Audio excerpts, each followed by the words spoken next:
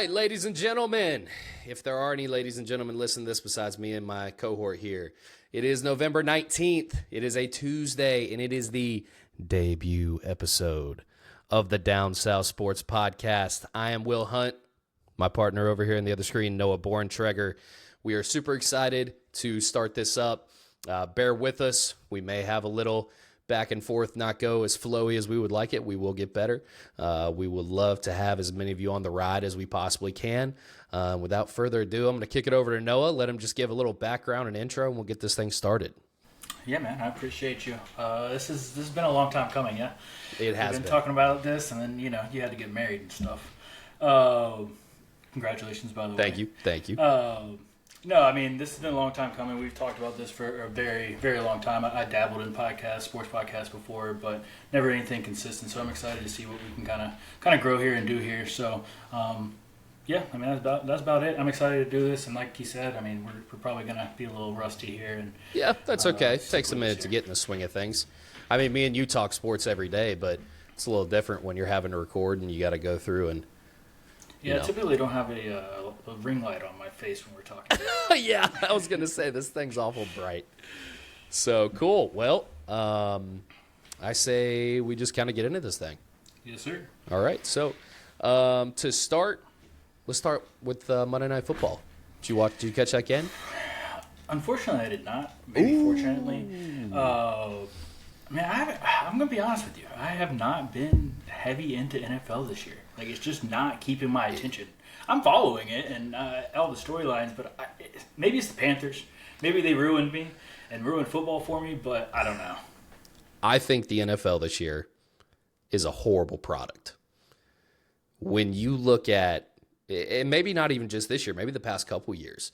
I mean, last year, obviously, we are Panthers fans, so we did have the abysmal year that was Frank Reich regime with David Tepper doing all of his asinine things all over the place, and then Bryce Young playing the way he did. It was just after giving up the farm for Bryce Young. It was bad, but to your point and to a lot of people's points I see all online, it's just not good to watch.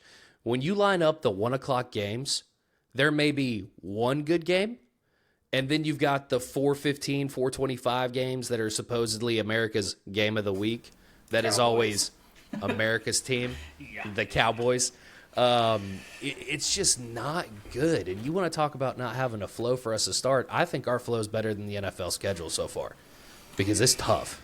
And definitely the Cowboys offense, speaking of them. Oh, brother, yeah. So me and Nicole were watching the game last night. I caught the first half. I nodded off in the chair, so I went to the bed because it was like the Texas toilet bowl. Yeah, trying to watch that game. Yeah, it was horrible. Literally. I mean, I think in the first quarter, you had 2 touchdowns called back on penalties. Penalties, in my opinion, the refereeing this year has been atrocious. I still believe that there has to be some sort of replay assist in the NFL, especially watching the Titans game. Nicole is a Titans fan, so we do try and watch those. There was a horrible call. Yeah, there was a horrible call in the first quarter. And I can't remember the Titans safety name because they've been riddled with injuries as well. But anyway, Darnold threw a pass to Jordan Addison. It was a clean football hit. He did not leap. He didn't lead with the head. He led with the shoulder, went right into the chest. 3 flags are flown. They said it was, unnecessary roughness, defenseless receiver, all these things. And the announcers are going crazy. They're saying, well, that's a football play. So how do you go from one extreme of you want to have player safety, which is, I completely agree. We need to have player safety. I experienced concussions in high school. They were not fun. I hate it for people like Tua, different things like that. That's the sport. I'm sorry. That's the sport. It is. I'm not trying to negate what you're getting at as far as player safety and the health of the players. I get that. But you also should understand what the heck you're signing up for when you play football. That's fair. And you get paid a pretty penny to do it. And yeah, exactly. I don't know. And I think a lot of those hits, a lot of the refs see the violence, and that's it. They don't look for what they're actually supposed to be looking for. They just see their head go back or a little high on the hit or whatever, and it's like you said, here's 3 flags and you're 15 yards. So dude, the NFL just hasn't caught my attention at all. Like, honestly, and like you said, Monday Night Football. Here's the Texans. C.J. Stroud's not C.J. Stroud, who we thought he was. No, and then we have Cooper Rush. Yeah, I'm good off of that. Hey, Cooper Rush still had the, here we go. Yeah, is CJ not that guy? Is Bryce the true guy from that draft class? Yeah, I mean, that is an interesting kind of conversation we can open there. I mean, as far as Bryce has looked better, right? The last couple times he's gotten an opportunity with Andy Dalton in the car wreck. He's looked better. I like that. Football was actually kind of enjoyable to watch. Yeah. Talking about the London game? Yeah.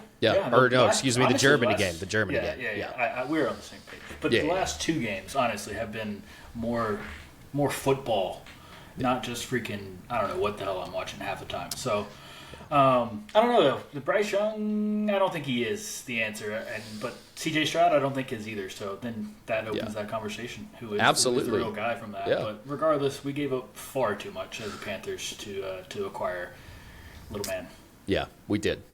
I think when you look at from last year, and this has obviously been talked about, you take C.J. Stroud and drop him into where the Texans organization was at that point in time with that team, that head coach, all of that.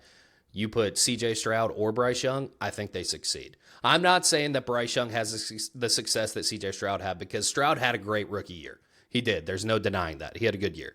But if you would put C.J. Stroud behind that Panthers O-line, and with that head coach and that offensive coordinator and that staff with David Tepper, he's not doing that, bro. He's not. And to your credit as well, I don't know if Bryce is the guy, but I have seen a lot more confidence this year. And as long as Dave Canales will just trust him a little bit more, open the playbook, let the man throw downfield. Without that throw to Xavier Legette in the Germany game, I think it was like a 15-yard first down on third down. That game is over. And that was a dot with a blitz coming down. Yeah. It was beautiful. He did it. We saw him do it in college. He did do it in college. It's a different level. I get that. Better athletes. But the dude can throw the ball. My point is, it's not arm strength.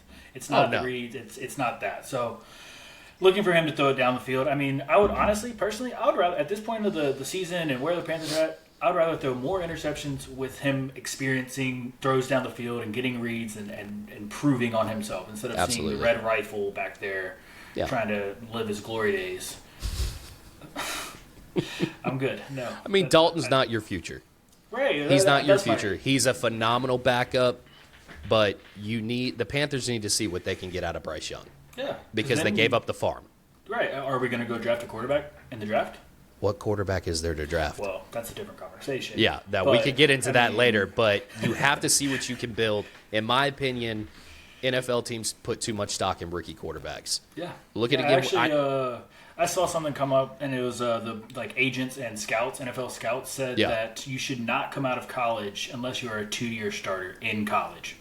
And it listed from Anthony Richardson, Bryce Young, all these guys that were talking about. Drew Lock, who's another one kind of younger. He was a 1-year starter in college, and he's benched. And that's so it's just interesting to think about kind of what you're saying is you overvalue that, and we're too excited to get them into the system. It's two different, you can't compare NFL to the college football scene. You just can't. There's just so we need to see some quarterbacks have a little bit more longevity. Now, will we in college? No. There's just no way. I think NIL might help that a little bit. Yeah. But I don't think everybody just jumps to the league and they don't see the value. And again, are college really programs or are they just teams? Are they really developing at this point? Or are they just teams? I mean, they're turning more into more like mini NFL franchises with NFL or with NIL. I mean, now there are college teams that have general managers that have to go through and say, okay, we've got X amount of dollars in NIL money. Well, we're losing our safety, our starting strong safety, and then we're losing our left tackle. We better go out and get one. But at the same time, your wide receiver core might be subpar, so you might need to go do that if you don't have a recruit coming in. I mean, it's ridiculous. Yeah, but to your credit, I do think that people will stay a little longer in college just because the NIL money may be so attractive at these bigger name schools. Yeah, and I mean, I think basketball, we saw that UNC Baycott, right? I mean, he stayed. Yeah. He could have easily gone to the draft, maybe not that high. Let's easy. Yeah. He was draft worthy. Yeah. He was draft entry He was worthy. Late second. Yeah, late second. But, love you, Armando. But yeah. But before NIL, does he stay? No, I don't. That's think my point. That's all I'm saying. And am I saying he's a great NBA prospect? No, but before NIL, he doesn't stay. No, you're absolutely right. You're absolutely right. All right, well, we got on a little bit of a tangent there. Let's segue right into college football with that. NIL? Yeah, I say we do it, man. Obviously, we're here in good old North Carolina, the Triangle. I am a Carolina Tar Heel fan. You are a NC State fan.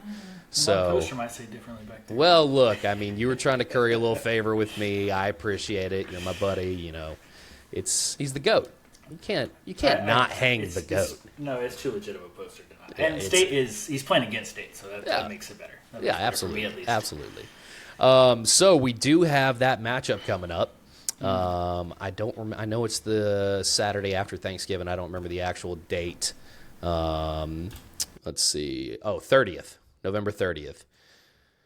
So they did just announce game time, I believe today or yesterday. It is going to be an afternoon game at 3:30. Ooh. That is going to be at Keenan. I was about to say, where are we at this year? Yep, it's at Keenan this year. Not that I think that makes a lot of difference, but I say we get into it. What are your thoughts on State's last two games, including the Carolina game, and what do you think is going to happen with all of the intrigue and all of the voices from the fans wanting to get rid of old Dave Doeren? The infamous conversation of Dave Doeren. Man, dude, he's a great recruiter. Dave Doeren's a great recruiter. Other than that, I think it's time to move on. And I think NIL money allows you a little bit, I don't know exactly what I'm trying to say, a little bit of leverage as far as recruiting goes, right? Like with State, I mean, I know they're not the biggest or most well-off school, but there's a good NIL pool there. So yeah, I think that helps recruiting, and I think recruiting is less of a talent now, if I'm going to be honest. Because now it's just a money sign, right? Like, obviously, you have your sellers and everything like that, but it's what can you offer me monetarily at this point with college. So I think it is time for us to move on from Dave Doeren. As far as the games, I mean, I think, honestly, it's a whole coaching staff thing. The offense has looked atrocious. I mean, Bailey has looked better. And this goes back to the NIL stuff. Like, was Grayson McCall really the guy? Was that where we wanted to spend the money? I mean, you spent the money with McCall and Concepcion. Those are the two guys that you. Joe Lee. Yeah, and Joe Lee. Joe Lee for what? I mean, for the first, I don't even know, half of the season I barely even saw him. Yeah, so I believe when I looked it up, Grayson McCall was around $250,000. I know Concepcion was getting up to that 7-figure number. But yeah, I mean, it's one of those things to where Dave Doeren, like you said, he's a good recruiter. He's a good team guy. He's really good at finding those diamonds in the rough, those three-star guys, high three-star guys, and bringing them in and developing them and turning them into really, really good players. But with NIL, you can go out and you and your recruiters can take all this time to go find that diamond in the rough. He comes and shows out, maybe his true freshman or sophomore year, and then you've got a Texas that knocks, an Ohio State that knocks, a USC that knocks and goes, hey, if you want to come here and play, we've got all these brand deals out. Let's use USC out in LA. We got all these brand deals. We'll give you $2.5 million. They could give more for one player than maybe an NC State or even a Carolina has in all of their NIL budget combined. So it completely gets rid of the spirit of college football, in my opinion. I love watching the guys come in as freshmen, right? I love following the recruits coming out of high school, and then you see them just transition into greater players through the years. But now you don't even get to have that. You don't get to watch like your favorite player start as a freshman and then work his way up to a junior or senior and get drafted. And he's always repping your team. There's no road to glory anymore. No, there is no road to glory. There is not. And that was a great game mode. I don't care what anybody says. That game mode was fire. 100%. Yeah, I'm with you. Now, kind of flipping the coin here with Carolina, I love Mac, okay? I love dear, sweet, elderly Mac Brown. He's an awesome guy. I think he's done a great job with the tragic story of Tylee Kraft and his recent passing. You know, that was tough for a bunch of young men to take, right? I know. I mean, we've both dealt with loss before. It's nothing easy to do, especially, you know, when you're around a guy and he's on your team. So I think Max handled that really good. With that being said, I also think Mac is an excellent recruiter. I don't think Mac is good at developing that talent. You can see we have Desmond Evans, who is I think a fifth-year senior on the defensive line. He's a D-end. He came out of Sanford, 5-star, best player in the state, never turned into anything. You got Travis Shaw. He was the number 4 player in the country. I repeat, number 4 player in the country coming out of high school, out of Greensboro. Okay? He has done nothing. I truly believe the staff that we have in place, you can get the big names, but you can't develop them. To Dave Doran's credit, he can get the lower names, but he can develop them to be better than any 5-star that we could currently get. I think the NIL, universe around college football is also past Mac Brown's time. You look at Nick Saban, and I'm not comparing Nick Saban to Mac Brown now. Obviously, Mac Brown, college Hall of Famer, coach, great coach. Nick Saban retired because he didn't want to deal with this. He loved bringing, now he got the big names and he got the 5-stars, but he loved bringing those kids in. He was doing NIL before NIL. He was, but it's the spirit of what college football used to be. Yeah. It was a coach going into, some mom and dad's living room and saying, like, I'm going to take care of your son. And we're going to be there for him for all 3 or 4 years, however long they're going to be here, and go from there. So I know that, let's see, Dave's contract, his runs through 2027, and he is making $5 million a year annually. And Mac's contract is through 2028.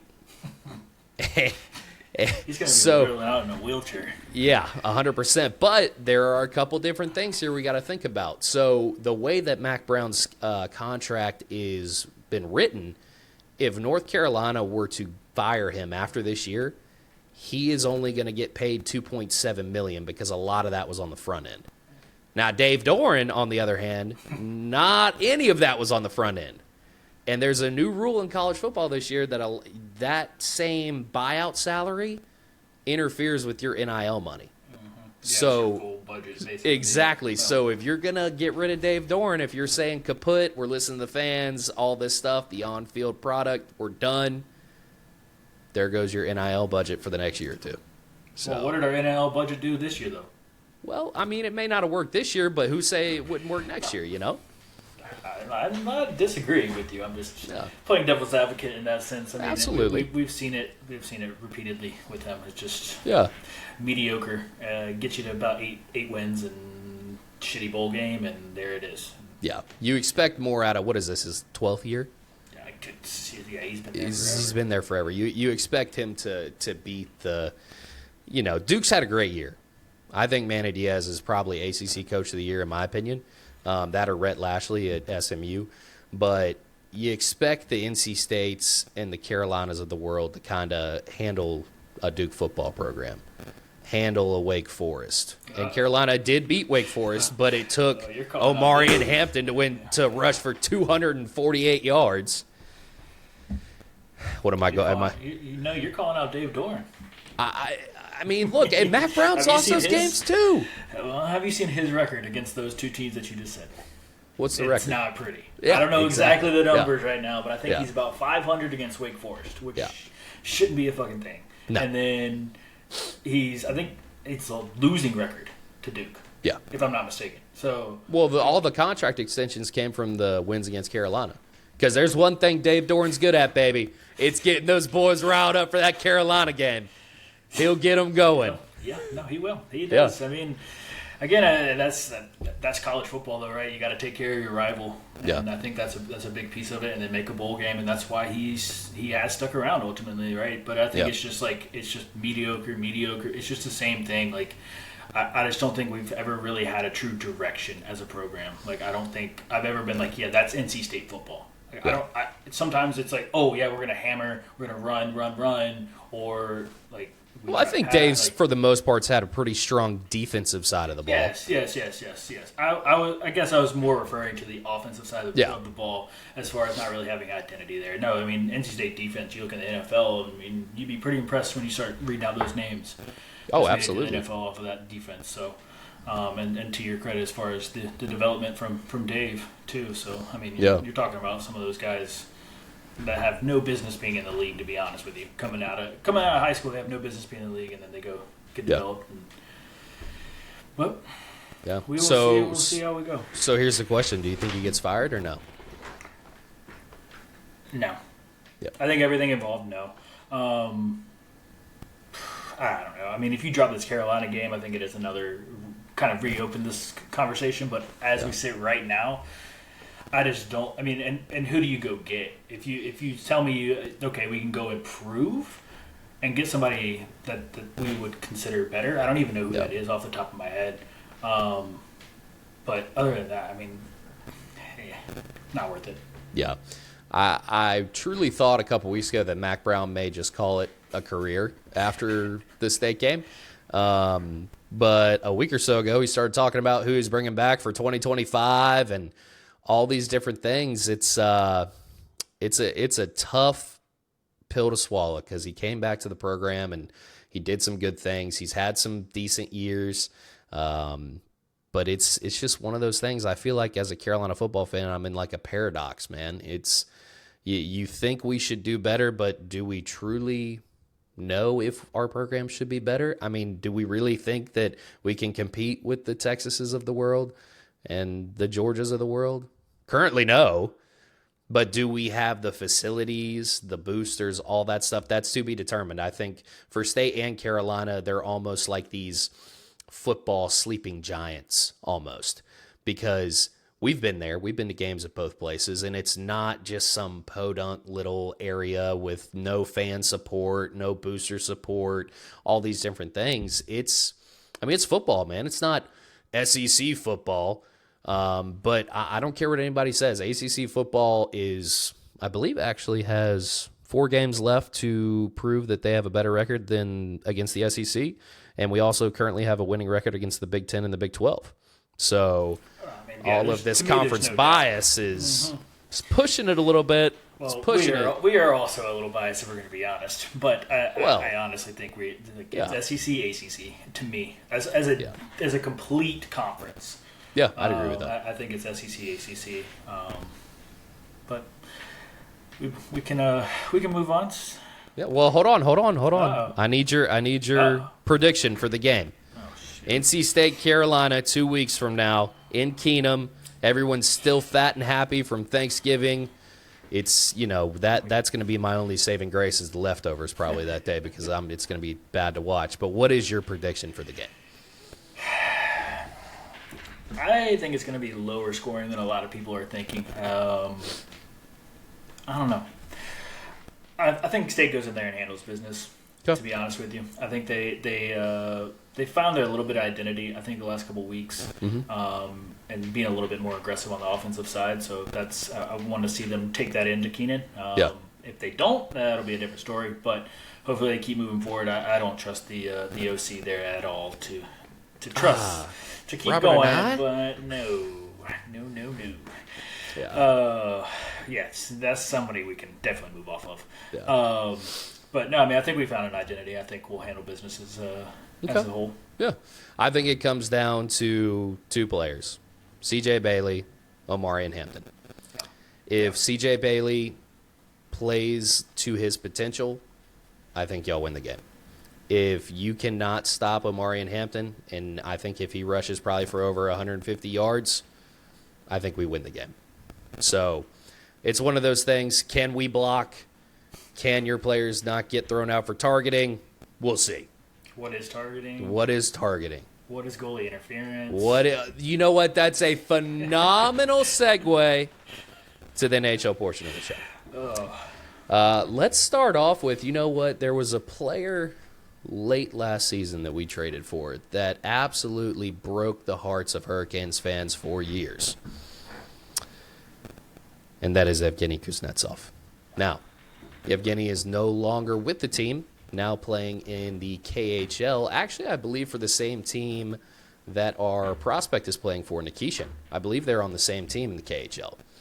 So if y'all did not see this, he had an absolutely filthy, unorthodox lacrosse goal. And we are going to play that. Call it a lacrosse goal? I mean, it's a reverse lacrosse because, I mean, he did lift it. He did lift it. It's there in theory. Yeah, absolutely. So let's play this for y'all real quick. Атака СКА. Зыков брось не позволили. Такой гол от Кузнецова. Love the bird. Что ты творишь, Евгений? Положил шайбу на крюк и бросил точно в девятку. Это не лакросс, но это тоже красиво. He's playing against Gretzky there. You see old Gretzky there, number 23? Look, he always has the talent. He's always had it. He had it last year. That was unreal. Yeah. That was unreal. The creativity has always been off the charts for him, right? The talent has been there, but I think offense in the NHL is a lot to do with creativity. Yeah. Speed and creativity, if you got those, I mean, you're looking at McDavid, Martin Necas. Anyways, I just got excited. Hey. But no, speed kills. Speed kills in any sport. But that creativity from Kuz is just next level. And we were talking a little bit before we started here about him and how he didn't fit in that system that the Canes run. But at the same time, he did fine. Like, for as old as he is and as much as Rod demands from his players, he did fine. I never thought he was out of place. But yeah, it's good to see him still succeeding over there. That's fun to watch. Yeah, absolutely. No ill will toward Kuznetsov. He was a great Cane. I loved watching him actually do the bird celly in our uniform and not, in a Caps uniform against us. But yeah, we just had to put that out there that was just a nasty, nasty goal. So no, I believe you. I saw that we had to share. Yeah. I couldn't hold that for myself. I believe you mentioned a player a second ago that a lot of people may not have expected this from him. To start the year. We've always, as Hurricanes fans ourselves, have had this expectation for him and have been, as a former top 15 draft pick, have been waiting for this production. Who was that player you said again? I couldn't remember. Necas. Oh, yeah, old Martin. That's the new nickname. Yeah, old Martin, old Frosty Tips. Love the blonde hair he's rocking with.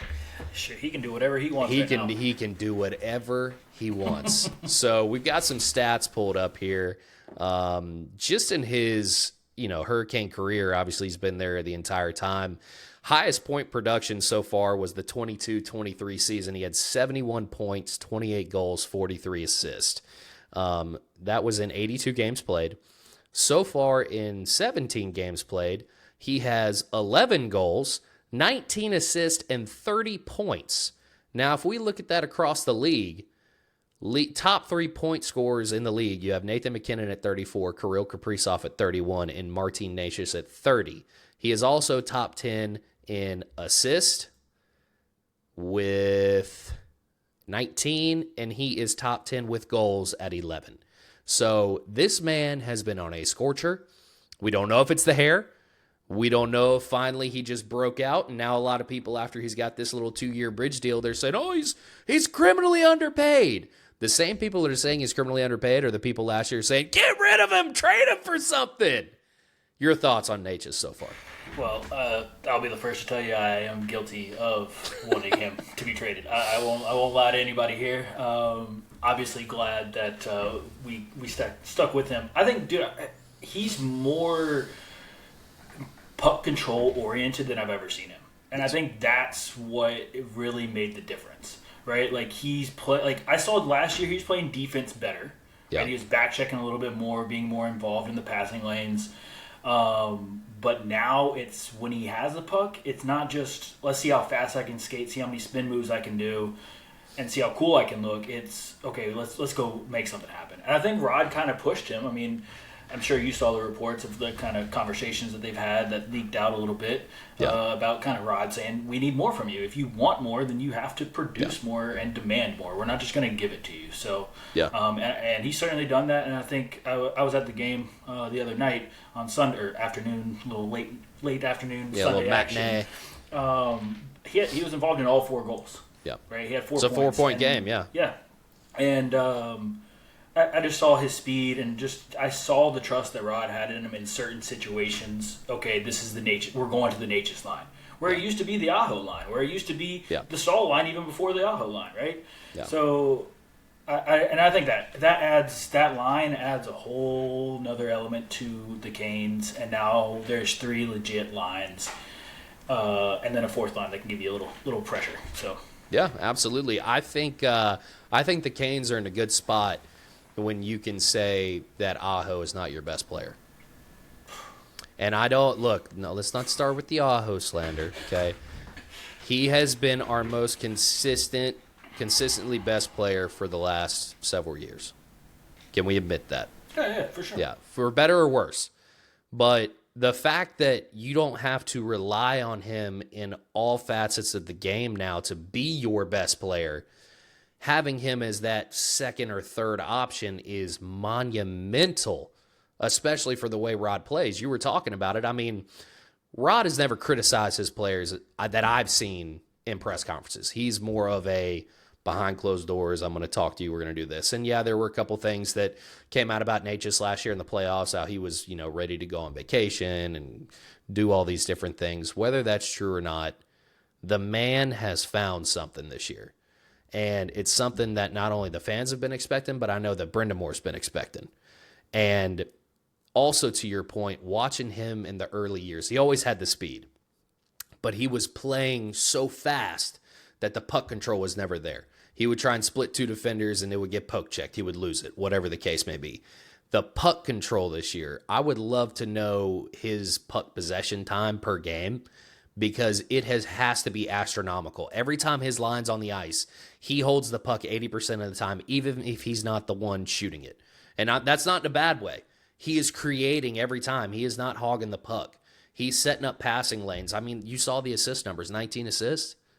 I mean, he is distributing the puck. He's great on defense. He's even laying the body a little bit this year. It's more than likely not going to continue all year. You're going to have your spurts through an 82-game season. You're going to have your ups and downs. But for him to start the way he's starting, and honestly for this team, the way that it's been made up this year, I mean, we went to the home opener. I looked at you, and I'm like, dude, we're not even going to make the playoffs. And I'll eat crow, okay? It was – I couldn't see it. If anyone else watched that Lightning game, it was a tough one. No, I mean, I was ready to – watching that game and then the first 5 minutes of the Blues game, I was literally ready to be like, all right, this is it. I'm done. I'm not coming back. I'm a jinx for the Canes or something. I don't know, because they've been playing amazing. And then, like you said, that wasn't even the same team that we saw opening night. Yeah. So, I mean, super good to see from Necas, but I need to see more from Aho. Yeah, I knew that was coming. I mean, you couldn't say his name and me not say that. I'm sorry. With that price tag that comes along, like we're a smaller market in Carolina here, right? Yeah. I know we like to think we're a big market, but we're not. So when you pay a guy that amount of money, and Svetch can go in this conversation too. Svetch is absolutely in this conversation. Yep. Yes. When you pay some, and I actually, to be honest with you, I actually have more hope for Aho. I'm more disappointed in Aho because I probably have more hope for him. Yeah. So whenever that little spell comes from Martin, I need Aho to step up big time. And absolutely. I think he will, and he is definitely a little slow starter. We've seen it. We've seen it before. It's usually around that mid-December time where he gets going, and that's what we're waiting for, and Martin will carry us until then. Yeah, absolutely. Speaking of Svetch, man, he's definitely in that conversation. I love Svetch. I have the Svetch jersey. That's my guy. I remember when we won the draft lottery, not the number 1 pick, but the number 2 pick, we jumped up. I was watching it live. Boy, I was ecstatic. Oh, I was ecstatic. I mean, him coming out of Barry, I think it was, in the OHL, he was dynamic, dude. He was the power forward that I have dreamed of us having. We've always been so small, not physical, not offensively talented enough, and he was all of it in one little Russian package. And it's so so far, dude, it has just not all come together for him. I think before the ACL, he was really, really coming on. Not saying he had a bad year last year after that injury, but with the guy that was number 2 overall and the contract you're paying him and all the expectations, I know you got to love Trip Tracy, got to love him. And I love how when you're watching the game, he's like, he's not producing offensively, but, he's affecting the game all over the ice. Correct, Trip. Yes, he's doing good. He's doing good on the puck. He still has his 100 offensive zone penalties a month. That is unbelievable to me even to this day. But regardless, the man was drafted to score goals.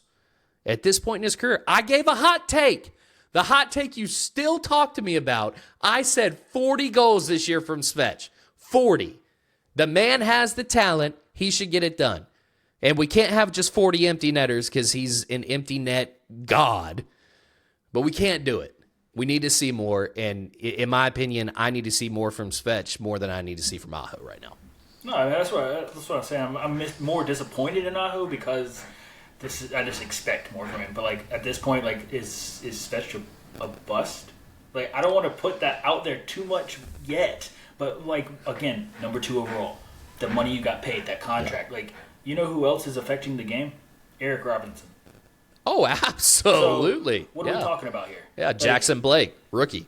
Yeah, Jury. I mean, every night they're all out there affecting the game. So I don't that's not something. Oh yeah, he affects the game. Well, you damn well better be. Yeah, that's the minimum you should be doing. Yeah, and the minimum, and now you're paid whatever he is paid. What, $7 million, whatever it is, $5 million, whatever. It doesn't matter.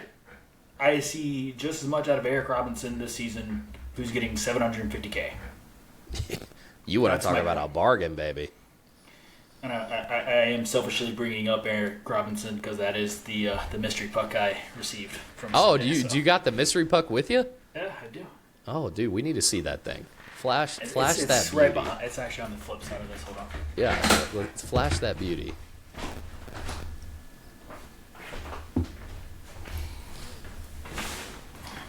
I stood in a line for about 30 minutes. Hey. Paid $45, and we get this. Look at that, ladies and gentlemen. That is on sale at downsouthsports.com. Hey, yo. No. Bidding will start at $50. Yeah, definitely got to make a profit. Yeah, definitely got a profit off of that. Yeah, it's he's got it, man. He shows flashes. Obviously, we showed the Kuzi goal earlier. Svech has 2 lacrosse goals to his name, I believe 2. I want to say 3. I remember the one in Calgary, the first one, and then the one at Winnipeg. I was about 10 rows away from him. I shit myself. Yes, So I mean, the man has it. The man has all the intangibles. It's just, it almost makes me wonder. I want to hear your thoughts on this. When you look 2 or 3 years back, we still just didn't really have that classic grinder, power forward, go out there and lay the body. In my opinion, you just don't have that guy. And Svech kind of assumed that role. When you watch the games, he was the only guy laying the body.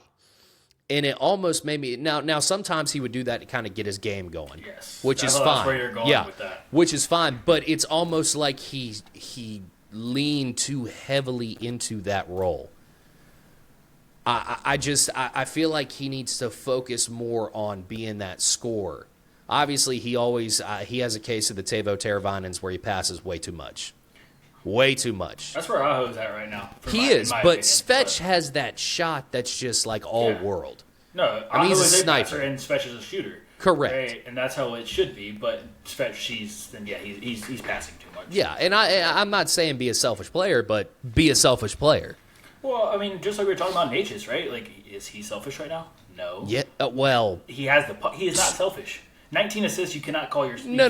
He's not selfish, but he is capitalizing off. There are opportunities where you can be selfish or versus you need to shoot the puck. Yes. And he is 100% all A marks. He is hitting on every one of those opportunities. But every time he sees Fetch with just a beautiful shot where you take it because he should have a green light, in my opinion. Not just on the power play. Take the damn shot. We've seen you pick corners. I've seen the way the damn flex on the stick is. There's not one or two other players on our team that can do that. There's just not. He has a heavy shot. It's accurate. He's talented. The man needs to score goals. I'm going to get off the pulpit now, but that's where I'm at. Every time Tripp says he's affected the game, I just want to gets me going. Meme where the fist just balls up. Absolutely, man. It gets me hot, boy. One more thing on the Canes. Seth Jarvis goes on IR. That's a big loss. Mm-hmm. Yeah, that's a big loss. I don't even know where that kind of injury popped up or came from exactly. I never saw that. And Jarvis is definitely a tough guy. He's going to play through some tough injuries. So for him to be on the IR somewhere, that's something not good. And I don't know. I know he had the shoulder injury last year that kind of lagged on a little long. I can't remember what game it was this year, but there was a home game where he kind of skated off a little gingerly. So to your point, I mean, he's a tough SOB. He could have been playing through an injury, and finally they said, hey, it's only going to get worse. We're early in the year. We're playing good right now. How about you just take a little time? Let's get this thing back to 100% and get you back out there. No, I'm loving it too, honestly. Like, seeing Jackson Blake on Power Play 1 has been fun for me. I love it. And he's somebody that, and I told you this, his game reminds me of Seth Jarvis. Just the way that, and in the sense of they're both not very big guys, but they are absolutely fearless. Yes. And they get hit. I've seen both of them absolutely get annihilated by like a Truba hit, right? And then they get up, skate to the bench, and they're there the next shift. Yeah. So that in that sense, that's what I mean. So I think it's great to see Jackson Blake step up a little bit because we probably will need him later down in the year. So absolutely. Whenever Jarvis gets back, push him back down, and he's already had the experience there. So yeah, absolutely, dude, absolutely. Okay, well, we're gonna wrap it up on the hockey side. Let's go to a little bit college basketball. We are in this great state of North Carolina, so I believe a lot of people outside of this state kind of look at us mainly for basketball. So let's talk a little bit of that. I believe State played last night. Didn't they play the toothpaste school, Colgate? Yeah. Did they squeeze all the toothpaste out? I don't know. I never know with NC State, man. I believe they got a dub last night against Colgate. They always tease you, just like the football team, man. Just the same way. I can't lie to you. You were Final Four last year, baby. Yeah. That's a hot run. Let's be honest. I mean, let's be honest. It was. I'm not going to take anything away from that, right? It's a great run. Oh, yeah, it was great. It was awesome. And it was fun to watch. As a Carolina fan, I was cheering for him, especially against Duke. That was beautiful. That was game of the year, in my opinion. Yeah. So, watching all those boys just go home crying. So, I don't know, man. Like, I never know what to expect from them. I always want more, but I don't know. Yeah. Look, Colgate, I believe they made the tournament the last couple years. Sounds right. A couple times the last years. It's one of those things. I've watched maybe one or two NC State games this year so far. Obviously, you're missing big boy DJ Burns. You don't have him anymore, kind of controlling the flow of the offense, being that head guy that you run the offense through. But I don't really know if your offense is really the problem from what I've seen this year. It's more of defense. And there doesn't seem to be like a really hard buy-in for those guys so far. And that's rare from a Keats system, I think, because he's a big. I remember watching him when he was coaching at UNCW and just the press, and he had all of his guys bought into that. So no, I definitely agree. I haven't seen that same buy-in, that defensive buy-in. So yeah, but the only kind of takeaway hope is that they beat Colgate 72-49. So did they really need to play a lot of defense? Do they really need to buy in?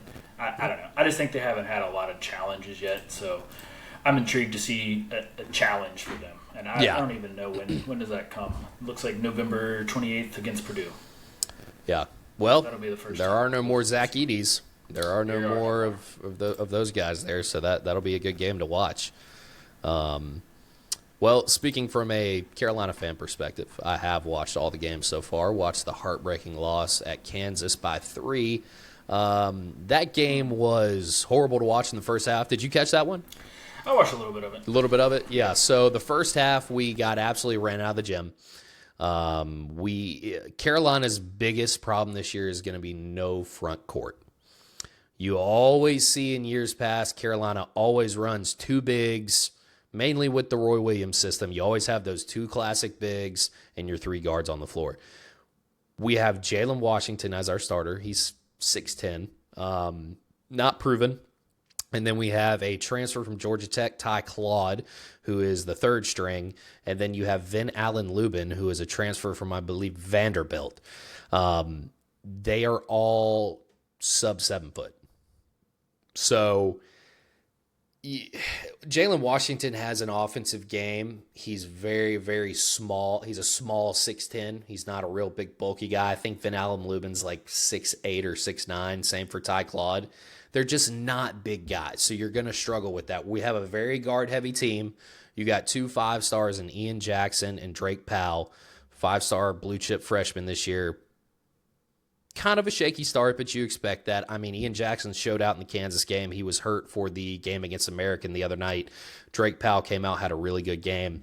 But I think some of the same problems for Carolina because they're going to have the offense.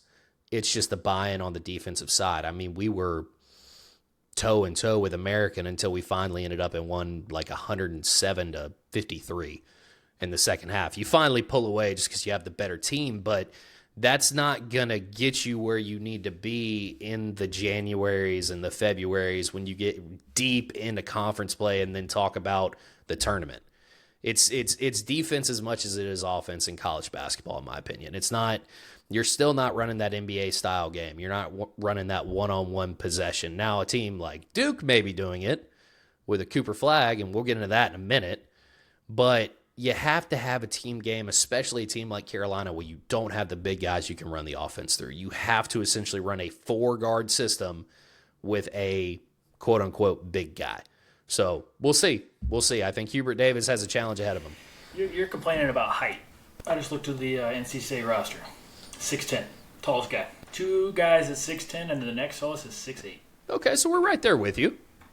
But, I mean, to your point, though, right, is State plays a different system, right? Like, yeah. we can get away with a little less height, but at the same time, like, you got to get somebody down there. Yeah, you got to have a big guy down there, man. I mean, you just there's so many. I mean, let's go ahead and delve into Duke a little bit, and boy, that just hurts me having to talk about them, but they had 3 phenomenal recruits coming out this year. Obviously, the big one being Cooper Flagg.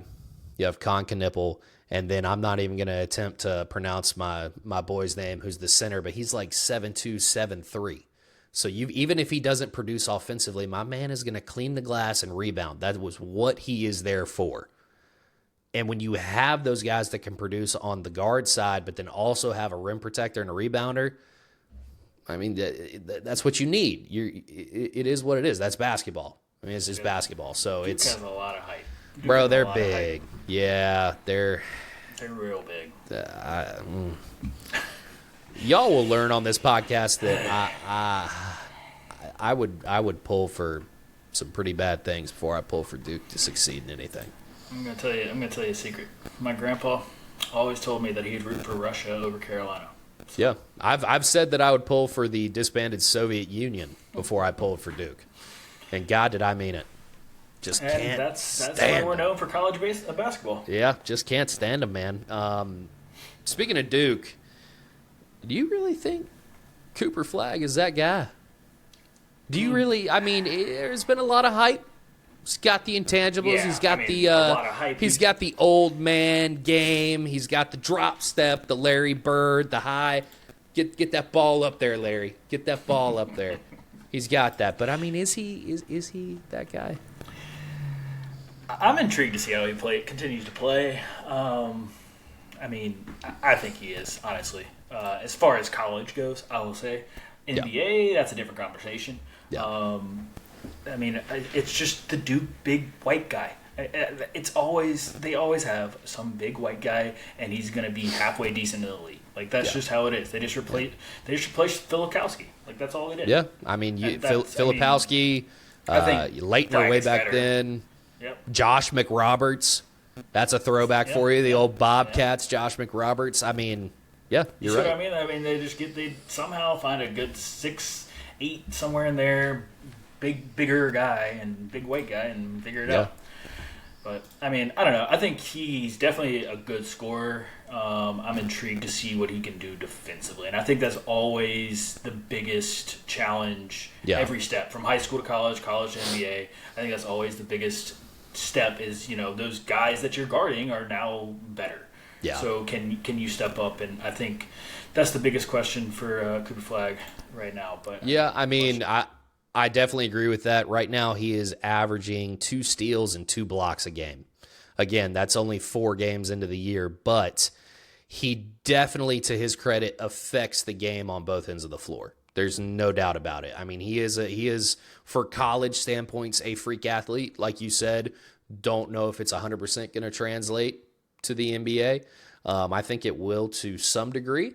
Obviously, you have the stories coming out of USA basketball last year. He was the only collegiate player, and he wasn't even in college yet, and he was showing out. So we heard about him when he was 16. Yeah, you can take that at face value. It doesn't matter what happens. You have somebody like Zion Williamson, who was the most talented player coming out, and my man can't even finish the season. So anything can happen when you get into the pros.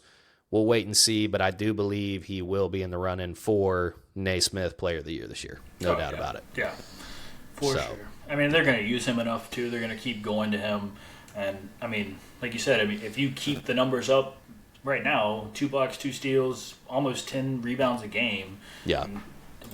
He's going to score 16 points a game. Like, you're almost averaging a double-double. Yeah, you're going to be in the conversation. Absolutely. Yeah, it'll be interesting to see how the ACC turns out this year. I definitely think it's going to be a Duke Carolina top of the standings kind of year.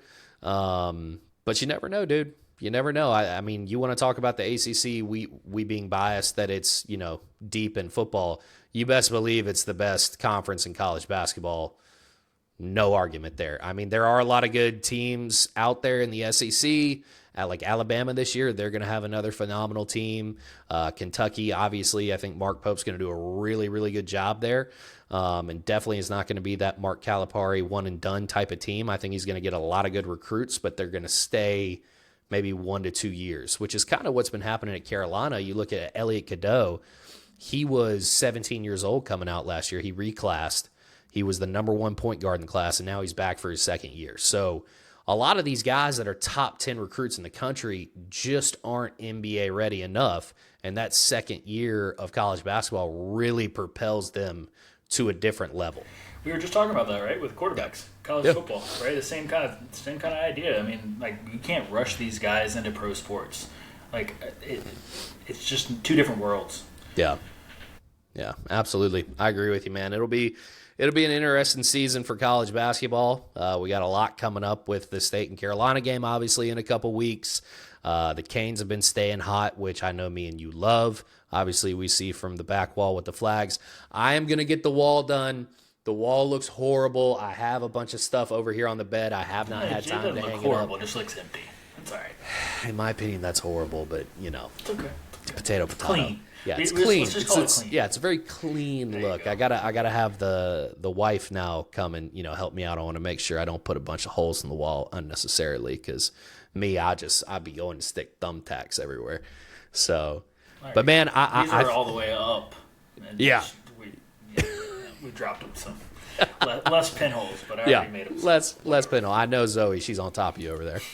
Always. So I think we're gonna end it on that, dude. I think we covered a lot. I had a blast. That was super fun. I think we'll definitely, for the people out there that are gonna listen, we would love for y'all to follow us on any platforms. I know you got the socials created.